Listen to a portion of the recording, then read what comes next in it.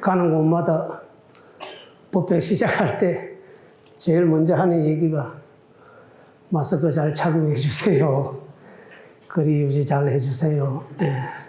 그 얘기가 이제 요즘 반드시 시작할 때 해야 되는 그런 이제 그 멘트가 됐습니다.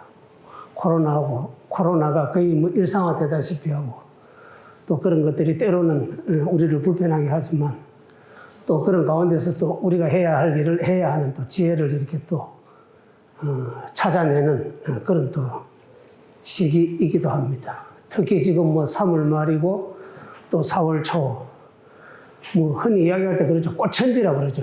정말 눈 닿는 곳마다 발길 가는 곳마다 천하가 다 이제 꽃입니다. 예, 동요에서는 이제 꽃대골이라고 그러더라고요. 예, 그렇게 해서 우리가 이제 그런 꽃을 이렇게 이제 가까이 하면서 도대체 이 꽃은 우리에게 있어서 무엇인가, 아름답기만 한 것인가, 봄을 알려주는 것이기만 한 것인가. 그 다음에 또 여러분들은 일반 사람들보다 또 하나 더 또 추가된 게 있습니다. 부처님 제자라는 겁니다. 그러면 부처님 제자는 저 3월 달에, 3월 말에 이 꽃천지, 꽃대골들을 어떻게 봐야 그럼 부처님 제자로서 꽃을 바라보는 것인가 라고 하는 숙제가 우리한테는 이제 하나 더 있는 거죠. 세상 사람들은 아, 꽃이 아름답구나. 가는 곳마다 꽃천지네. 이렇게 또 왜 이렇게 또 좋은 계절에 꽃 구경을 마음대로 못 다녀. 이렇게만 하면 되지만 우리들은 거기에서 또 한 걸음 더 나아가서 꽃을 보면서 또 부처님 제자로서는 어떻게 해야 할 것인가 라고 하는 몫이 하나 더 있는 거죠. 불교의 시작이 꽃이다. 뭐 이렇게 이야기하면 조금 뭐 과장적인 표현인지는 모르겠습니다. 어쨌든 간에 부처님께서 가섭존자에게 법을 전할 때 꽃을 한 송이 들었다. 이제 이래 나옵니다. 자주 듣는 이야기고 또 다 알고 있는 이야기고요. 그렇게 해서 부처님께서 꽃을 들으셨는데 가섭존자 혼자서 빙그레 웃었다. 그게 이제 유명한 세 군데에서 부처님이 법을 전했다고 하는데 제1번입니다. 흔히 이야기할 때 여마 미소라고 이제 그렇게 얘기하고 이제 우리말로 번역하면은 오늘 이 법회의 주제인 꽃을 드니 미소를 짓다. 이제 이렇게 되는 거죠. 세상 사람들은 꽃을 어떤 수단으로 쓰느냐. 내 마음을 전달하는 수단을 씁니다. 상대방에 대한 관심, 상대방에 대한 사랑, 또 그런 것으로서 이제 꽃을 많이 사용하죠. 그렇게 해서 세간에서는 꽃으로 사랑을 전하지 마. 부처님께서는 가섭존자에게 법을 전할 때 꽃으로 사용했다. 그렇게 해서 법을 사용하는 매개체로서 꽃을 이렇게 사용하게 되는데, 요즘 이렇게 이제 꽃이라고 하는 것은 우리가 보통 이제 아름다우니까 여성에다가 보통 이제 대비를 합니다. 그렇게 해가지고 만약에 꽃을 든 여인 이러면은 그거는 당연한 거죠. 이거는 전혀 아무런 뭐라고 그러죠. 너무 평범한 용어라는 거죠. 그랬는데 꽃을 든 남자 이러면 또 상황이 또 좀 달라지죠. 꽃이라고 하는 이미지가 주는 것, 뒤에 또 남자라고 하는 이미지가 주는 것. 그게 이제 우리 불교식으로 표현하면은 중도가 되는 거죠. 양변을 이제 동시에 보여주는 거죠. 그렇게 해서 양변을 동시에 보여주는 문장이 되면은 굉장히 이게 사람들 기억이 오래 가고 또 그게 이제 강렬해집니다. 우리 그 봄에 나는 나물들 중에서 그 봄똥이라고 하는 게 있습니다. 봄똥. 똥 그러니까 무슨 말인지 잘 못 알아듣는데 발음을 갖다가 세게 하지 않고 천천히 하면 봄동이 됩니다. 봄은 이제 봄이죠. 동은 겨울입니다. 그렇게 해서 겨울 내내 노천에서 눈을 맞고 바람을 맞고 얼음에 얼고 그렇게 해서 이제 봄의 향기를 이제 뿜게 되는 거죠. 그렇게 해서 봄에 우리가 제일 먼저 만나는 채소가 이제 그 봄동이라고 하는 겁니다. 그런데 그 봄동이라는 말 안에 참 이렇게 표현이 재미있죠. 봄, 또 겨울, 이게 함께 들었습니다. 그렇게 해서 채소 이름 하나에도 우리가 안 살펴봐서 그렇지, 살펴보기만 하면은 거기에서 우리 늘 부처님이 이야기하시는, 또 우리 불교에서 이야기하는 그 안에 양변을 보는 눈이 또 양변을 봐라고 하는 가르침이 이렇게 이제 들어 있습니다. 그렇게 해서 역시 뭐예요? 꽃을 든 남자. 그마다 이렇게 이제 바꾸니까 말이 이제 우리한테 너무 닿아오는 거죠. 닿아오다 보니까 닿아오는 말은 불교권 밖으로 나갑니다. 부처님이 꽃을 들었는데 그것이 이런 말로 바뀌어가지고 다시 우리 불교권 밖으로 나가는 거죠. 그래서 경전도 그렇고 여러 군데 살림살이도 그렇고 그렇게 해서 우리가 이렇게 부처님 제자로서 공동체를 이루어가는데 만족하는 것이 아니고 우리 공동체가 지향하고자 하는 이것을 갖다가 주변 사람들에게 전달하고 또 이런 공동체에 많은 사람이 올 수 있도록 또 안내하고 그런 역할들도 함께 이제 병행을 해야 되는 거죠. 그렇게 해서 꽃을 든 남자 노래 제목도 있습니다. 영화 제목도 영화도 또 꽃을 든 남자라고 하는 또 영화가 있고요. 뭐 이거는 뭐 그렇다 손치고 딱 그 제목을 들었을 때 꽃가게 상호로 쓰면 참 좋겠다 뭐 그 생각 다 할 겁니다. 이미 다 있습니다. 요즘은 또 남자들도 화장품을 많이 바릅니다. 남자의 화장품 이름은 뭘 할까? 직설적인 건 별로 안 좋죠. 뭐든지 는지시 비유적으로 은유적으로 이렇게 이제 표현하는 것이 그게 또 사람들한테 상대방한테 호소력을 훨씬 더 가집니다. 그렇게 해서 남자 화장품 이름으로 꽃을 든 남자로 하면 좋겠다. 그러니까 화장품까지 이제 현재 나오고 있습니다. 그러면 이제 꽃 가운데 참 많은 꽃들이 있는데 결국 이제 부처님이 드신 꽃은 연꽃이겠지만 연꽃을 들었다 하시는 걸로 봐서 계절은 여름이었거나 아니면은 인도가 늘 따뜻하니까 우리하고는 뭐 계절을 비교할 수는 없을 것입니다만 동양에서는 겨울이 지나고 제일 먼저 만나는 꽃 제일 먼저가 참 중요하죠. 아까 잠깐 우리 이제 불교 총동문회 그사님들하고 조금 얘기할 기회가 있었는데 세종대왕이 앵두를 그렇게 좋아하셨대요. 왜 앵두를 좋아했느냐? 최초로 나오는 과일이래요. 그게 지금은 비닐하우스 안에서 사시사철 뭐 별의별 과일이 다 나오고 또 수입해다가 뭐 그야말로 참나무 나라 과일이 지천에 깔리고 있는 세상이지만 예전에는 왕도 가장 먼저 나는 과일을 갖다가 이렇게 이제 앵두를 먹을 때까지 앵두가 나올 때까지 기다려야 되는 거죠. 그렇게 해서 아마 모르긴 해도 궁안에 이제 앵두나무를 많이 심었습니다 그러더라고요. 그렇게 해서 왕도 철을 기다려야 되는 그런 시절입니다. 그래서 과일 가운데 가장 먼저 나는 그 앵두 하나 먹으려고 왕이 과일을 기다리고 있고 또 과일 나무를 심고 있고 왜 처음 나오는 과일. 그러면은 봄에 가장 그럼 먼저 피는 꽃 이것도 느낌이 각별하겠죠.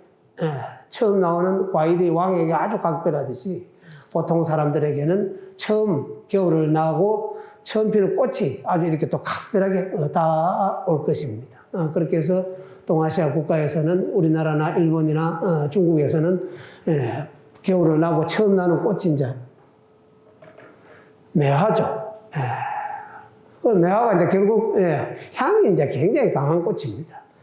강해서 강한 것이 아니고 겨울에 꽃이 하나도 없다가 갑자기 꽃이 하나 나오면서 향기를 품으니까 자기의 향기보다도 향기를 맡는 사람들이 훨씬 더 강하게 느끼는 거죠.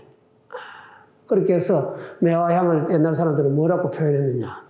박비향이라고 했습니다. 박은 칠박자입니다. 비는 코비자입니다. 코를 갖다가 정말 칠만한 그런 향기를 가진 꽃이다. 그렇게 해서 매화향을 갖다가 다른 말로 박비향이라고 그랬습니다. 박비향에 대한 얘기들은 참 많이 나오는데 박비향에 또 원조가 있습니다. 원조가 누구냐면은 황벽희운이라고 하는 스님입니다. 우리 이제 보통 부를 때 이제 황벽선사라고 이제 그렇게 부릅니다. 주로 이제 활동 무대가 황벽산이었거든요. 황벽산이 어디냐 하면은 중국, 대만에서 이렇게 건너가면은 그가 이제 복건성입니다. 복건성 지역에서 활동을 하던 스님이었는데요. 이 스님의 스승님은 유명한 백장 스님이고요. 또 이 스님 또 제자는 유명한 또 임재 스님입니다. 그러니까 스승도 유명하고 제자도 유명하고 본인은 두 사람에 비해서는 좀 덜 유명하지만 아주 이제 중간에 매개자로서 아주 이제 훌륭한 이제 그런 이제 스님으로 되어 있습니다. 이 스님이 이제 매화를 보고 이제 시를 한 편 썼습니다. 거기에서 이제 박비향이라는 말이 이제 나오죠. 추위가 한번 뼛속 깊이 사무치지 않는다면 어찌 코를 찌르는 매화향을 맡을 수가 있겠느냐. 매화의 향이 강한 것은 결국 뭐 겨울이라고 하는 추위를 온몸으로 이겨낸 결과물이라는 거죠. 뒤집어 놓고 이야기하면은 겨울이 없었다면은 저렇게 진한 매화 향도 있을 수가 없다. 아까 뭐 봄동 잠깐 말씀드렸는데 과일도 마찬가지예요. 맛있는 과일은 결국 뭡니까? 일교차가 심한 곳에서 나오는 과일이 맛있죠. 우리나라 대표적 과일 중에 하나가 이제 사과인데요. 사과가 맛있는 지역은 다 일교차가 심한 지역입니다. 일교차가 심하다는 이야기는 뭡니까? 과일한테 아주 더운 것과 아주 추운 것, 그것을 반대의, 그것도 양변이죠. 양의 기운과 음의 기운이 동시에 번갈아 가면서 계속 그 과일에 영향을 주게 되니까 결국 이제 그 과일이 맛있게 되는 것도 결국 뭐예요? 추위라고 하는 것. 그 다음에 어려움이라고 하는 것. 그런 걸 갖다가 이겨냈기 때문에 이제 과일이 당도가 이제 높아집니다. 뭐 과일뿐만 아니겠죠. 사람도 마찬가지입니다.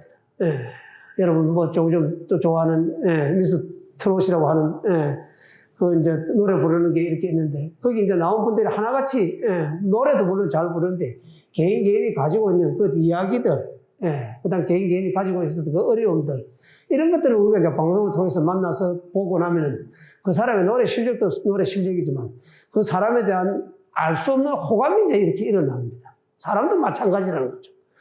그렇게 해서 어려움을 이겨낸 사람, 뭐 정치권에서도 마찬가지죠. 후보를 갖다가 찾아내야 되겠다. 이러면 뭡니까? 스토리텔링 있는 사람, 입지전적인 인물을 찾는 사람, 어려움을 겪어본 사람, 이제 이런 사람을 찾아내려고 이제 애를 갖다가 굉장히 이제 이렇게 쓰는 것은 결국 뭡니까? 그 어려움이라고 하는 것이 무엇인지를 다 알고 있는 사람, 이런 사람이 남의 어려움도 안다는 거예요. 그러면 이것을 갖다가 우리 불교식으로 표현하면은 그게 이제 자타불이죠. 나와 남이 둘이 아는 것, 상대방의 어려움을 갖다가 내가 헤아려 줄 수 있는, 같이 공감해 줄 수 있는 능력을 가진 사람. 그렇게 하다 보니까 가장 이제 스토리텔링이 많은 꽃 중에 하나가 결국 이제 뭐 꽃에는 또 꽃 나름대로 다 이야기가 있습니다. 그 가운데 매화도 상당히 많은 이야기를 가진 꽃 중에 하나라고 할 수가 있겠습니다. 뭐든지 우리나라 사람은 최초를 좋아합니다. 최초. 두 번째 좋아하는 걸 최대. 동양 최대. 세계 최대. 동양 최초. 세계 최초. 오지 빨리 하자. 이래가지고 밤에 막 그냥 개통하고. 그죠? 또 뭐 반도체. 세계 최초로 뭐 개발. 뭐 전문적인 얘기해서 저희들도 알아듣지는 잘 못하지만 어쨌든 세계 최초 하면은 야, 큰일 했나 보다. 뭔가 좀 훌륭한 일을 한 것 같다. 그럼 우리나라의 최초의 매화는 뭘까? 당연히 그 얘기가 나와야 되겠죠. 그렇게 해서 우리 역사의 가장 오래된 매화는 기록에 의하면 650년쯤 된 산청에 있는 정당매입니다. 이 정당매가 어디에 있느냐? 산청 단속사라고 하는 절에 있는 매화입니다. 뭐 지금 요즘은 무슨 뭐 고시 공부할 때 다 뭐 신림동으로 가고 고시촌으로 가지만 예전에는 이제 절에서 공부하는 분들이 이제 굉장히 많았습니다. 지금도 법조인 중에서 연세가 좀 계신 분들은 절에서 이렇게 이제 고시 공부했다는 얘기를 하는 얘기를 이제 가끔 듣게 됩니다. 아마 조선시대 때는 또 과거도 절에서 이렇게 공부하는 사람들이 굉장히 이제 많았던 모양입니다. 그래, 그 가운데 우리 이제 방희안이라고 혹시 들어보셨습니까? 조선시대 유명한 화가고 또 시인이고, 이 양반 유명한 책 중에 하나가 이제 양화소록이라고 하는 책이 있습니다. 보통 이렇게 그 선비들이 이런 책을 잘 안 내는데, 이 책이 무슨 책이냐면 꽃하고 식물에 대한 책입니다. 꽃하고 식물에 대한 책을 냈다는 이야기는 식물하고 꽃에 관심이 굉장히 많다는 이야기죠. 뭐 사서상경은 기본적으로 다 해야 되는 거고요. 그거 다 떼고 자기 개인의 관심 분야인 꽃과 나무에 대한 얘기들을 모아가지고 만들어 놓은 책입니다. 그렇게 이렇게 하다 보니까 이분은 본래 꽃을 이제 좋아한 거죠. 꽃을 좋아했는데 그 꽃 중에서도 무슨 꽃을 좋아했느냐. 겨울나고 최초로 피는 매화. 아, 내가 단속사에 와서 과거 공부를 열심히 했으니까 이 과거 공부가 잘 되게 하기 위해서 내가 이 집에 뭔가 기념물을 하나 남겨야 되겠다. 기념물을 뭘로 남길까? 고민하다가 그렇지. 내가 매화를 좋아하니까 매화를 하나 심어야 되겠다. 그렇게 해서 기념숙수로 심은 게 매화입니다. 그랬는데 이 강희안의 할아버지죠. 예, 광해백이라고 하는 분이 이제 예, 강희안이라고 하는 분은 예, 양화서록을 쓴 저자고요. 예, 그 할아버지가 이제 같이 또 뭐 영향력을 전혀 안 받았다고 할 수가 없겠죠. 그렇게 해서 아마 집안에서 전체적으로 꽃과 나무를 좋아했던 것 같고요. 그렇게 해서 그 강회백 할아버지인 강희안의 할아버지인 강회백이 그 이제 매화나무를 단송사에서 공부한 기념으로 이렇게 이제 심게 됐습니다. 그리고 심으면서 또 뭐 심으면 끝나는데 뭐 이러면 하나의 일화에 불과한데 심으면서 또 뭐예요? 그래도 내가 명색이 선비고 과거 공부하러 가는 사람인데 매화를 대상으로 시를 한 편 써야 되겠다. 이제 이렇게 된 겁니다. 그렇게 해서 남겨놓은 시가 있습니다. 천지의 기운이 돌아가고 또 오니 하늘의 뜻을 납전매에서 보내. 납전은 음력으로 12월 달에 피는 매화를 갖다 납전매 그럽니다. 빨리 피는 매화는 산청 지방은 한반도 안에서도 남쪽이고요. 조금 따뜻한 지방이다 보니까 매화가 서울보다는 훨씬 조금 한 달 정도 나면 빨리 피었던 모양입니다. 여기까지는 뭐 평범한 이야기고요. 그 다음 구절이 아주 재밌습니다. 바로 큰 솥 가득히 맛있는 국을 끓이는데, 큰 솥 가득히 맛있는 국을 끓이는데, 난데없이 매화를 심으면서,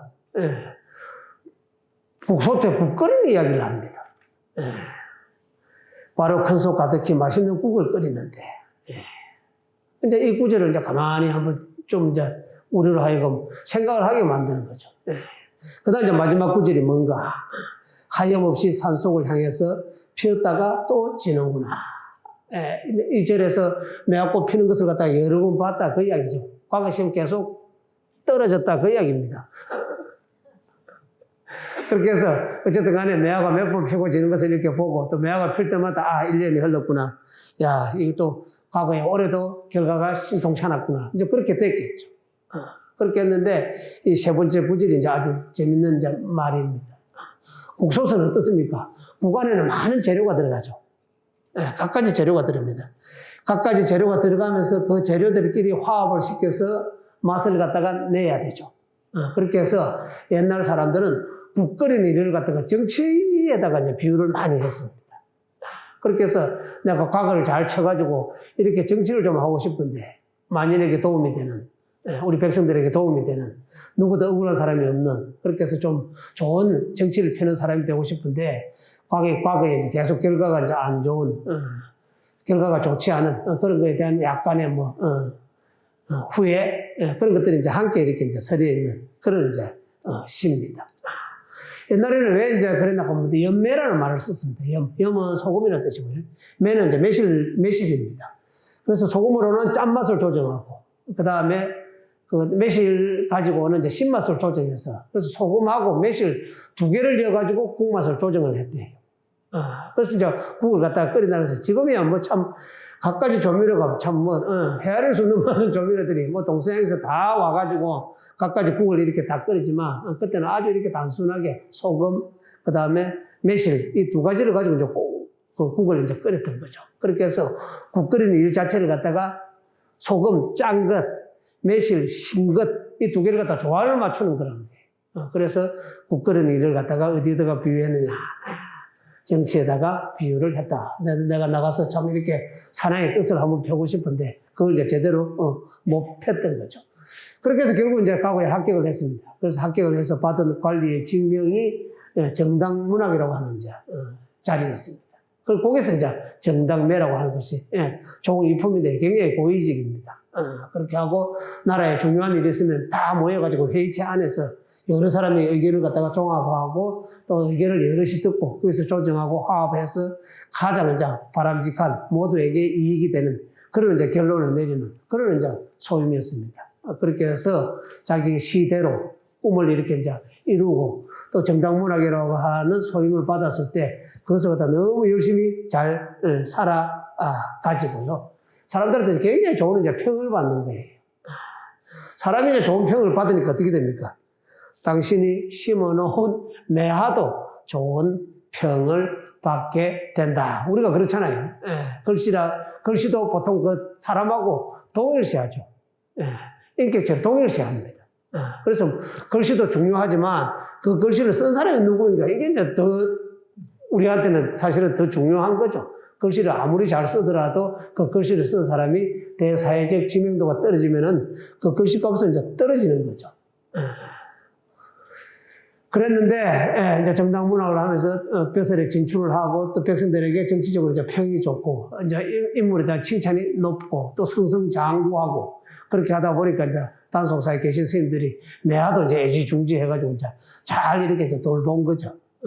물을 줘야 될 때는 물을 주고 추위가 심할 때는 뭐 좀 덮어주기도 하고 또 뭐 집을 갖다가 가지에 이렇게 이제 씌워서 추위도 예방해 주기도 하고 뭐 그렇게 하다 보니까 아주 이렇게 오랜 시간 동안 건강했는데 그런데 뭡니까 이 나무라고 하는 것이 자연 수명이 있죠. 그렇게 해서 지금은 이제 남아 있는 그 매화는 이제 뭐 후계목이죠. 그렇게 해서 단속사라는 절도 없어지고 그 옆에 이제 탑이 하나 있습니다. 탑이 3층 탑인데 거기에 이제 또 보물로 현재 지정이 되어 있고 절도 동네 한가운데 있고요. 그렇게 해서 봄이 되면은 우리나라에서 매화를 좋아하는 사람들이 많이 이제 이렇게 찾아오는 그런 이제 일종의 뭐 옛날 선비들은 그걸 다 탐매 그랬습니다. 매화를 찾아가는 여행.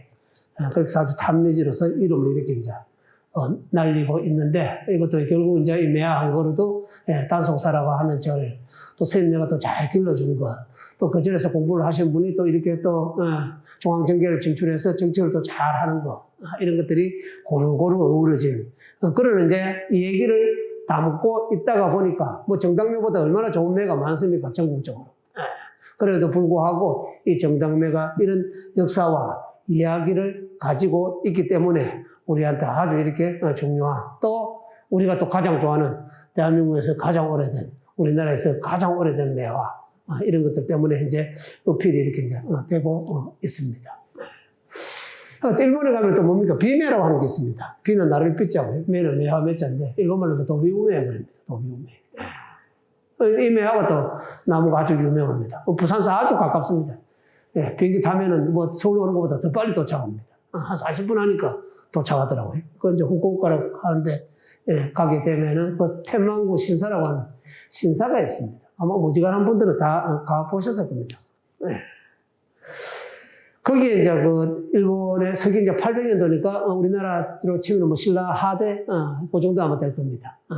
그렇게 해서 우리 거기 신라 때하고 거의 일치할 때 이제 그 시절의 인물인데 스가와라노 미치자네라고 하는 분이 이제 계셨습니다.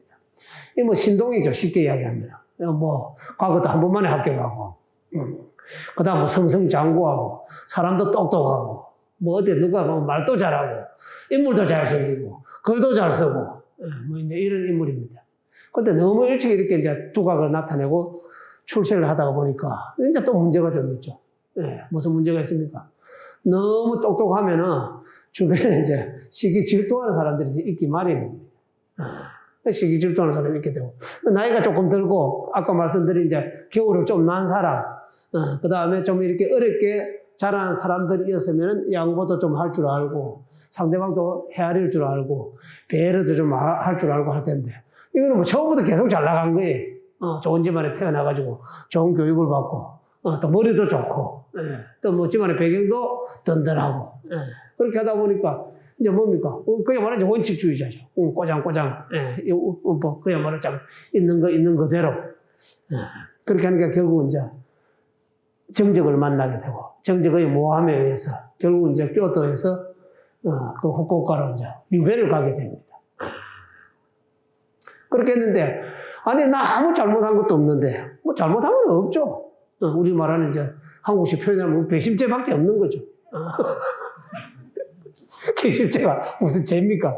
그래도 결과는 뭐 딴죄 못지 않는 결과를 이제 빚게 되는 게 이제 그 괘씸죄라는 죄인데 그 괘씸죄죠 한마디로 이야기합니다.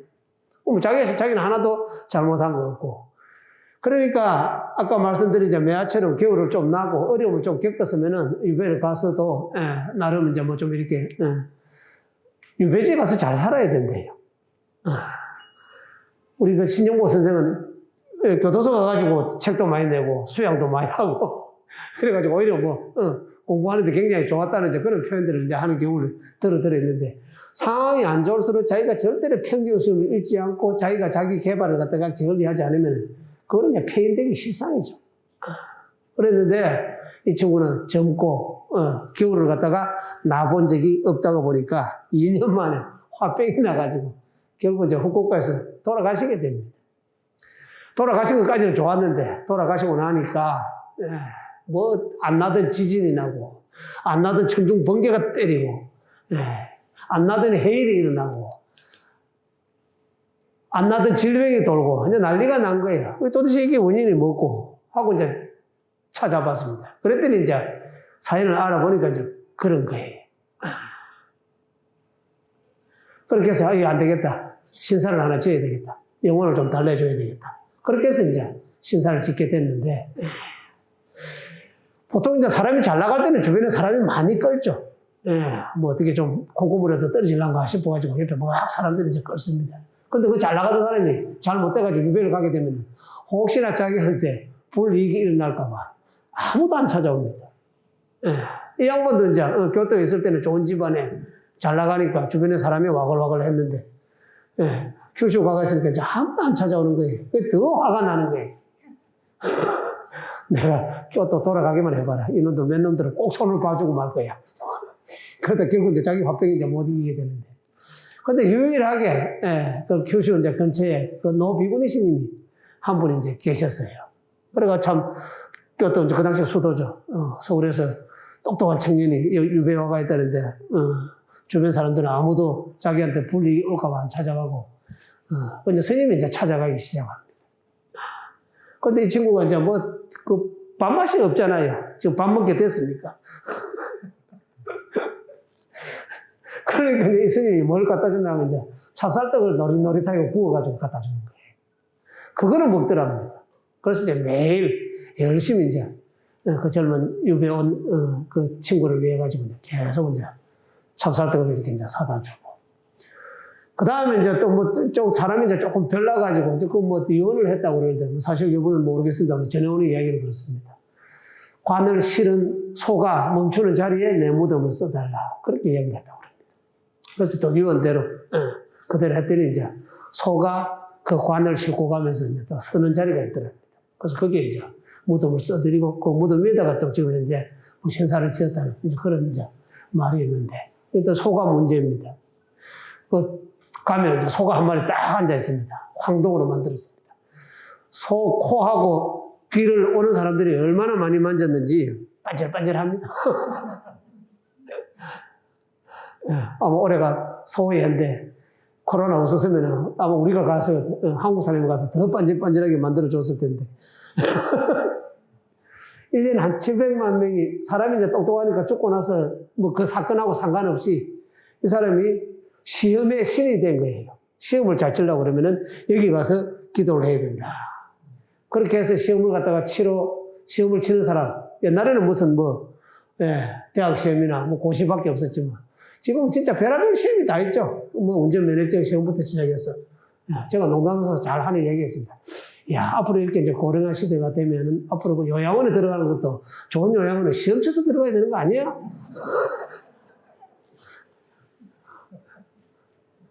어쨌든 우리가 태어나서 죽을 때까지 이제 계속 시험입니다. 그러니까 뭐 자연스럽게 신사로 많이 기도하러 이제 많이 오실 수밖에 없죠. 우리 한국에 뭐 유명한 관광지 그래야 1년에 한 100만 정도면 굉장히 사람이 많이 오는 관광지인데 여기에 시험 기도하는 분이 1년에 한 700만 정도 온다고 그래요. 700만. 그 정도로 일본 내에서 아주 이렇게 이제 인기 있는 그런 이제 그 시험 도량, 시험 기도 도량으로 이제 이름을 날리고 있는데 우리 한국에서도 아주 엄청나게 치맛바람이 센 분들 아마 모르긴 해도 말은 안 해도 다 다녀오셨을 거예요. 그죠? 제가 뭐 확인은 해본 바는 없습니다만. 그런데 이 양반이 집에 이제 매화가 있었어요. 매화가. 그러니까 또 유배 가서도 집에 있는 매화를 걱정합니다. 밖에 나가서도 집에 있는 강아지 걱정하죠. 집에 있는 고양이 걱정하듯이 유배 가가지고도 집에 심어놓은 매화를 이제 걱정하는 거예요. 그래가지고 이제 그 매화를 위해서 아주 유명한 시를 이제 한 편 남깁니다. 동풍이 불면 향기를 쳐내다오. 매화 주인이 떠났다고 봄을 잊지 말고. 개하고도 오래 살면 교감이 일어나죠. 나중에 사람 같죠. 고양이도 마찬가지죠. 매화에 대해서 이 양반이 너무 정성을 보내니까 이제 감흥이 일어난 거예요. 매화가 이 시를 알아들은 거예요. 아니, 우리 주인님이 안 보이더니 큐슈 가셨구나. 나도 따라가야 되겠다. 그렇게 해서 교토에서 큐슈까지 날아온 매화라고. 그래서 이제 비매라고 이름을 붙였습니다. 그러니까 참 일체 중생이 다 불성이 있다는 얘기가 진짜 맞는 것 같아요. 그죠?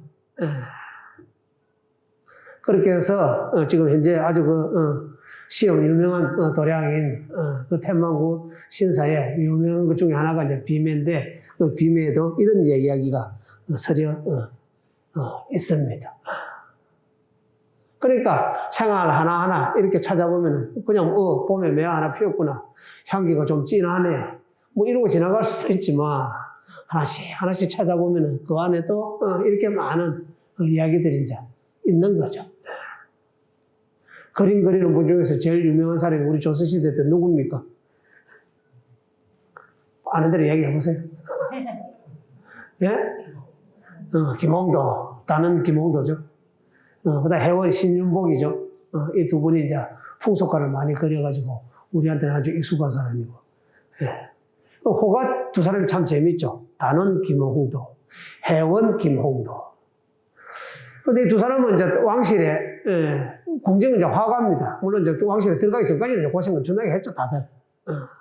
그랬는데 이제 장성업이라고 하는 사람이 있었습니다. 우리 이제, 치화선 인권택 감독이 만드는 영화 보셨죠? 그 주인공입니다. 그런데 이 사람의 행적에 대한 기록은 별로 없습니다. 인권택 감독과 그 각본 쓴 사람이 상상력을 총동원해가지고 이제 그런 이제 시나리오입니다. 그렇게 해서 이제 이분이, 호가 이제 뭐냐? 오원입니다. 야, 단원 니마 원이냐? 해원 니마 원이냐? 나도 원이다. 그게 오원입니다. 나 오자입니다. 내가 너보다 빠지는 게 뭐 있어? 그 정도로 자기 자부심이 강한. 밤나무가 있는데 밤나무 비슷하게 생긴 게 있습니다. 뭐라 그럽니까? 나도 밤나무다. 얘들을 우리말로 하면 어떻게 됩니까? 너도 섬이다 이겁니다. 너도 섬이다. 얘도 이름 거창한 거 같죠? 우리말로 하면 너도 섬이다 뜻입니다. 주변에 뭐 밤섬도 있고 뭐 섬들이 많죠. 뭐 섬이 좀 지금은 굉장히 큰 섬이고 또 뭡니까? 굉장히 이제 땅값도 비싼 섬인데 예전에는 안 그랬던가 봐요. 섬축에도 못 들어갔다고 그런 섬이었던 모양입니다. 그래, 니도 섬해라. 그래서 여의도가 됐다 그래. 원도 아주 재밌는 사람이죠. 내가 단원이나 회원보다 못할 게 뭐 있어. 나도 원에 들어갈 거야. 그렇게 해서 이제 자기 이름을 갖다가 오원이라고 하는 사람인데, 우리 이제 김홍도가 이제 공중에 들어가서는 뭐 영조의 이제 총애를 받아가지고 아주 이제 뭐 요즘 말로 하면 이제 거의 뭐 A급 화가의 이제 대접을 받으면서 이렇게 이제 지내게 되는데, 영조하고 이제 관계 있는 게 우리 용주사인데 이제 윤건렁이죠. 워낙 이제 영조가 효자고 그렇게 하다 보니까 부모님에 대한 부모 은정경도 이렇게 이제 거기다 새겨드리고, 근데 부모 은정경을 새기고 그 뒤에 이제 우리가 변상도라고 그러죠. 그림을 이렇게 그립니다. 그래서 그 그림이 또 김홍도 그림이라고 이제 전해져 오고 있고요. 그다음 용주사가 후불탱아 그것도 이제 지금 김홍도 그림이라고 이렇게 이제 전해 오고 있습니다. 근데 이 양반이 이제 무명 화가 시절에 매화를 이제 엄청 좋아했대요. 어느 정도로 좋아했느냐. 무명 화가니까 누가 그림을 사줘야 말이죠. 뭐 그때 진품, 명품이 있었는지는 모르겠습니다만 결국 그 사람 명성을 보고 이제 그림을 사는 거죠. 안 그러면 왕실이나 양반에서 필요에 해가지고 주문 들어온 그림만 생산해야 그게 값을 제대로 받지. 아무리 예술성이 뛰어나다고 하더라도 그것을 소비시켜 줄 수 있는 그런 게 이제 그런 시장이 전혀 형성이 안 되던 시절이다 보니까 특별하게 이제 그림에 대해서 안목이 있는 사람이 아니라면 그림을 사야 될 이유도 없고요. 또 뭐 산들 집에 갖다 놓을 때도 없고. 그랬는데 김홍도가 무명 화가 시절에 야, 이 사람 앞으로 크게 될 사람이다. 지금 그림 사놓으면 앞으로 그림값 좀 될 거야. 이렇게 하고 알아본 사람이 있다는 거예요. 그렇게 해서 김홍도 작품을 하나 샀습니다. 얼마로? 그 당시의 돈으로 3,000전이라고 그래요. 3,000전. 도대체 3,000전이 얼마나 되지? 그렇게 해서 또 한번 이렇게 전에 다니까 어떻게 되나 하고 이제 한번 찾아 이렇게 이제 보게 됐습니다. 3,000전은 우리가 3,000전이 10전이 1량이라고 그럽니다. 그러면 3,000전은 결국 양으로 계산하면은 300양이 되겠죠. 또 300양 그래도 값이 감이 안 잡히죠. 도대체 그럼 그때 쌀값이 얼마 했지? 뭐 모든 기준은 쌀값입니다. 그렇게 했더니 쌀 1석 10마리죠. 지금을 하면은 2가만이죠. 그 2가마니 값이 5냥이었습니다. 그러면은 쌀 60석 값, 요즘은 치면 120가마 값, 그림 한 점에. 지금 쌀 한 가마니 얼마죠? 제가 원주 소임을 안 살아봐가지고. 어쨌든, 당시로서는 아주 거금을 받은 거죠. 쌀 120가마니 값을 그림 한 점으로 이렇게 이제 받았으니까요. 갑자기 목돈이 생기면 뭐 해야 됩니까, 여러분? 바나나 화가가 갑자기 거금이 생겼습니다. 뭐 해야 될 것 같아요? 예?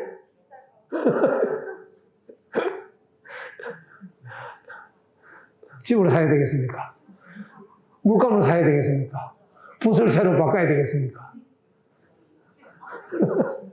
지금 매화 얘기하고 있으니까 거기에 이제 힌트가 있는 거죠. 매화를 2,000그루 샀답니다. 2,000그루가 아니고 이 3,000전 중에서 2,000전을 매화 사는 데 썼다는 거예요. 매화나무 사는데. 매화나무 묘목 사는데. 이 정도는 돼야 매니아라고 할 수가 있겠죠. 야, 그럼 뭐예요? 자기가 받은 돈의 3분의 1을 매화 사는 데 써버렸어요. 나머지 1,000은 뭘 했느냐? 딱 200원만 자기 생활비로 썼습니다. 정말 참 무소유를 이렇게 실천해야 됩니다. 그럼 나머지 800원 뭐 했습니까? 이때까지 돈이 없어가지고 맨날 남한테 밥 얻어먹고 술 얻어먹었잖아요. 다 부른 거예요. 자기한테 밥 사주고 술 사주는 사람들 다 불렀어.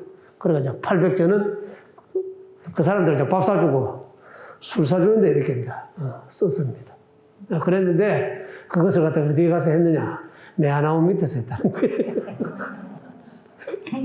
그렇게 해서 뒷사람들이 이제 이름을 붙였습니다. 김홍도가 매화나무 밑에서 술을 마셨다. 그 매화음입니다. 마실 음자예요. 드링크. 그죠? 그렇게 해서 매화나무 꽃밭 아래서 이렇게 이제 술을 마셨다. 그 술자리를 뒷사람들이 이제 뭐라고 이름을 붙였느냐? 매화음이라고 이름을 붙이게 되었던 것입니다. 그런데 매화가 늘 좋은 게 아니죠. 딱 이때만 좋죠. 매화꽃은, 이건 법정스님 말씀입니다. 매화꽃은 반쯤 피었을 때가 제일 이쁘대요. 벚꽃은 활짝 피었을 때가 이쁘답니다. 그런 것 같아요.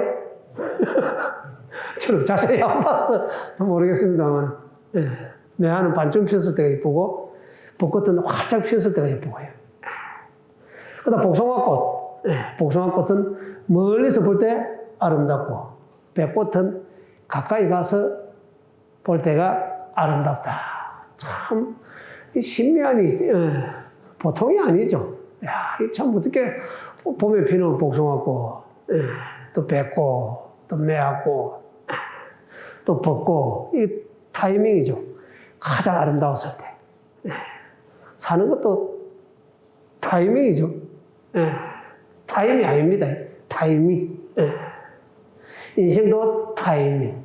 꽃도 타이밍. 관광도 타이밍. 폭포가 늘 좋은 게 아니죠. 장마 지나고 가야 좋죠. 매화꽃이 여름에 뭐 볼 게 있겠습니까? 매실나무밖에 없는데. 그랬는데, 작년에 이제 경험이죠. 야, 우리나라에서 유명한 꽃동네들 다 외지인들 오지 마십시오. 그냥 못 오게 하니까 그 짜증나는 거죠. 그랬는데 제일 과격한 뉴스가 작년에 그거였습니다. 오지만 해도 자꾸 오니까 유채꽃을 이렇게 트랙터로 가지고 엎어버리는 이제 아마 여러분 다 보실 겁니다. 야, 도대체 유채꽃이 무슨 죄가 있다고. 가슴이 그냥, 절미는 거예요. 그래서, 이 참 이 코로나가 이게 참 곤란한, 그런 이제 상황인데. 그래서 이제 올해는 이제 또 작년에 너무 심하게 했으니까, 좀 심하게 하면은 누구나 반성을 좀 하게 되죠. 올해는 어떻게 할까? 오지는 못하게 해야 되겠고. 올해는 이제 이렇게 바뀌었습니다. 막지는 않겠습니다만은 오라고 하지도 않겠습니다.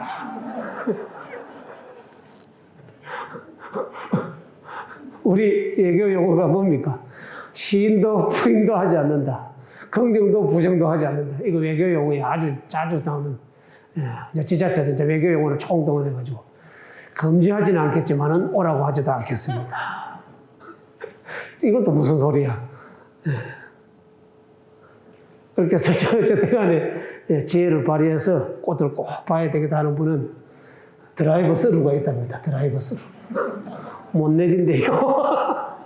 차 타고 지나가면서 보라고 그러네요. 이게 금지도 안 하고 막지도 않는 거예요. 막지도 않고 오라고 소리도 안 하는 이제 형태가 뭐냐? 드라이브 스루. 그래서 조금 더 진화된 거. 드론이 쫙 떠가지고 찍어가지고 우리가 다 언론에 올릴 테니까 그거 좀 보고 집안에서 마음 좀 달래고 계십시오. 뭐 올해도 뭐 크게 꽃놀이 간다고 흥청망청 할 만한 그런 분위기가 이제 못 될 겁니다. 그럼 결국 이제 어떻게 해야 되느냐? 이럴 때 뭐가 필요하느냐? 이럴 때 이제 불교가 필요하더만. 제비가 한 마리 오면 어떻게 됩니까? 천하에 가을이 왔다는 것을 알죠? 낙엽 하나가 떨어지면 어떻게 됩니까? 제비 한 마리가 오면 천하에 봄이 왔다는 것을 알고, 낙엽 하나 떨어지면 천하의 가을이 왔다는 것을 알죠. 제비 한 마리에다가 천하의 봄을 보고, 낙엽 하나에 천하의 가을을 보는 거죠. 그럼 꽃도 뭐, 우리 집 마당에 핀 꽃, 아파트 광장에 피어 있는 꽃, 우리 집 베란다에 피어 있는 꽃, 그거 하나 가지고, 우리나라에서 유명하다고 하는 제주도 유채꽃밭을 상상하고, 하동의 매학길을 상상하고, 진해나 경주의 벚꽃길을 상상하고, 지리산의 산수유를 생각하고, 바닷물 한 방울을 마시면은 바닷물이 짠 것을 다 안다고 그랬죠. 그렇게 해서 우리가 이렇게 늘 이제 수행이라고 하고 있고, 또 그 수행을 통해서 우리가 이렇게 집안에 있는, 그 다음 내가 볼 수 있는 그 꽃을 통해서 온 세상의 봄을 갖다가 내한테 온몸으로 내가 맞이하는 그런 지혜가 필요한 시점이라고 생각합니다. 지금 사람들만 이제 그랬던 것이 아니고, 남송 때 이제 멀리 갈 거 없다. 우리 집에 봄이 있다. 우리 집 꽃 보니까 다 되더라. 이렇게 이제 한 스님이 있었습니다. 그 스님의 이름은 전하지 않습니다. 비구니 스님으로만 전합니다. 뒤에 사람들이 별명을 뭐라고 붙였느냐. 매화 비구니 스님이라고 이름을 붙였습니다. 그 스님이 남겨놓은 이제 시가 있네요. 종일토록 봄을 찾아 헤매어서나 봄은 보지 못하고 집신이 다 닳도록 언덕 위에 구름만 밟고 다녔네. 봄 찾아가지고 이제 나간 거예요. 그때는 뭐 지금처럼 이렇게 교통수단이 발달해 있지 않는 시대니까 걸어서 다녔겠죠. 그래서 이제 봄을 찾아서 나갔습니다. 내가 나가서 봄을 맞이해야겠다. 지쳐서 돌아와서 뜰 안에 있는 매화 향을 맡더니 결국 이제 밖에 나가서 봄을 못 찾고 집으로 돌아와서 보니까 자기 집 마당에 있는 매화나무에 꽃이 피어 있더라는 거예요. 지쳐서 돌아와 뜰 안에 웃고 있는 매화 향기를 맡으니 봄이 여기 가지 위에 이미 물어익어 있는 것을 라고 하는 시를 이렇게 남겨 놓았습니다. 그때도 무슨 이유인지는 모르겠지만 봄을 찾아 나서가지고 천하를 다 다녔으나 결국 이제 봄을 찾지 못하고 내 집안에 돌아오니까 그 매화에 꽃이 핀 것을 보고 천하의 봄을 갖다가 온 것을 알았다라고 하는 이 시가 우리한테 오늘 지금 이 참 코로나 시대에 딱 맞는 내 방 안에서 내 집안에서 딱 맞는 그런 이제 시가 되는 거죠. 그래서 이제 꽃을 이렇게 이제 보면서 그냥 예사로 보시지 말고요. 꽃으로 인해 가지고 가섭처럼 염화미소를 통해서 부처님의 뜻을 아는 것. 이제 안목이 열린 거죠. 그렇게 되면 뭡니까? 그 꽃이 아니고 그게 이제 부처님 법문이 되고 또 경전이 되고 또 이런 시들이 또 우리한테 큰 또 울림을 주게 되고 깨달음의 시가 되는 거죠. 우리 이제 뭐 대한불교 조계종이라고 이제 보통 그렇게 이야기합니다. 우리 조계종도 뭡니까? 결국 매화나무에서 나왔습니다. 매화꽃에서 나왔습니다. 우리 조계종도 참 재미있죠. 오조홍인이라고 하는 육조해능 스님의 조계종이 우리 이제 종조라고 불리우는 또 조계종을 이렇게 서막을 연 스님이 이제 육조해능 스님입니다. 육조 해능 스님 스승이 누구냐면 이제 오조 홍인 스님인데 그 오조 홍인 스님이 살았던 산 이름이 황매산이에요. 누를 황자에다가 매화 매자입니다. 산 이름이 이제 황매산입니다. 그래서 이제 오조 홍인 스님을 찾아서 육조 해능 스님이 찾아가죠. 거기에서 이제 법을 받게 됩니다. 그렇게 해서 법을 받은 무대가 어디? 황매산. 매화 가운데서 아마 뭐 노란빛이 났는지 또 다른 꽃을 황매라고 그런지 모르겠습니다만은 황매산에서 그렇게 이제 공부를 하게 되고 거기에서 이제 안목이 열리게 됩니다. 그렇게 해서 그 황매산을 이제 떠나죠. 떠나가지고 어디로 갑니까? 대유령이라고 하는 고개를 넘어갑니다. 대유령이라고 하는 고개를 넘어가고 있는데 그 대유령을 넘어올 때 가사와 바루를 빼앗기 위해서 뒤에서 해명이라고 하는 스님이 잡으러 옵니다. 장군 출신이었다고 그럽니다. 그래가지고 이제 결국 그 해명하고 이제 같이 맞닥뜨리게 되죠. 그렇게 해서 거기서 이제 아주 유명한 얘기가 나옵니다. 그렇게 해서 이제 가사와 바루를 바위 위에다 이렇게 놔둡니다. 놔두니까 그 가사와 바루를 이제 가지고 가려고 이제 해명이 잡았겠죠. 이제 내가 육조다 이러면서요. 그런데 이러면 가사와 바루가 바닥에 붙어가지고 떨어져야 말이죠. 그 순간 뭐예요? 처음에는 저 가사와 바루만 빼앗으면 된다. 이 생각만 가지고 있었는데 바위에서 가사와 바루가 떨어지지 않으니까 이거 뭐지? 법이라고 하는 것은 완력으로 빼앗을 수 있는 것이 아니구나. 이걸 이제 알게 된 거예요. 그렇게 해서 이제 해능스님한테 법을 청하죠. 그렇게 해서 이제 해능스님 수속에서 나옵니다. 최초의 법문입니다. 육조 해능스님의 초전 법륜이 되는 거죠. 오조홍인 스님에게 법을 받고 그 다음에 대유령으로 도망을 가다가 대유령 바위 앞에서 가사와 바루를 두고 해명이 거기에서 마음을 이제 회개를 하고 그러니까 이제 법을 청하게 됩니다. 거기서 이제 유명한 이제 법문이 나오죠. 가사와 바루를 빼앗아야 되겠다 이렇게 생각하는 것은 좋지 않는 생각이죠. 그 다음에 가사와 바루를 갖다가 힘으로 빼앗을 수 있는 것이 아니구나. 이거는 좋은 생각이죠. 그랬는데 그 두 생각이 다 해명이라고 하는 사람한테서 나온 거죠. 거기서 이제 그 상황에 대해서 육조 스님이 이런 법문을 하죠. 불사선 불사하가라. 선도 생각하지 말고 악도 생각하지 말라. 그럼 뭐예요? 그 두 개가 다 자기한테서 나온 거잖아요. 정이 이러할 때 어떤 것이 당신의 본래 모습입니까? 이게 육조 해능 스님이 오조홍인 스님의 황매산에서 나와서 해명한테 해준 최초의 초전 법륜이 되는데 그 대유령이라고 하는 고개가 중국에서 아주 유명한 매화꽃 관광지입니다.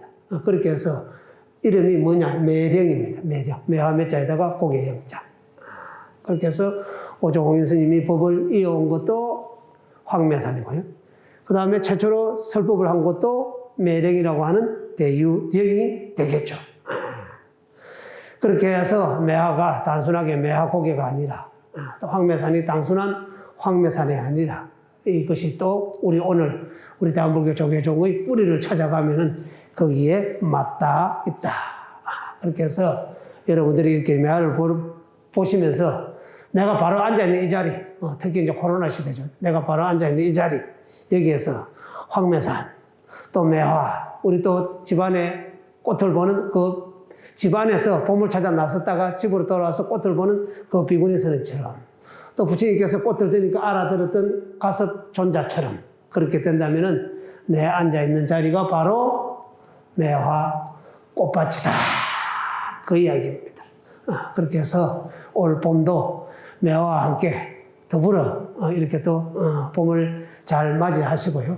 코로나도 잘 이겨내시고 또 그러한 가운데서 매화를 통한 또 이렇게 수행, 그 다음에 매화를 통한 법문들 이런 것들을 갖다가 다시 한번 곰곰이 곱씹어 주십사 하고 부탁을 드리면서 오늘 제 이야기를 마치도록 하겠습니다.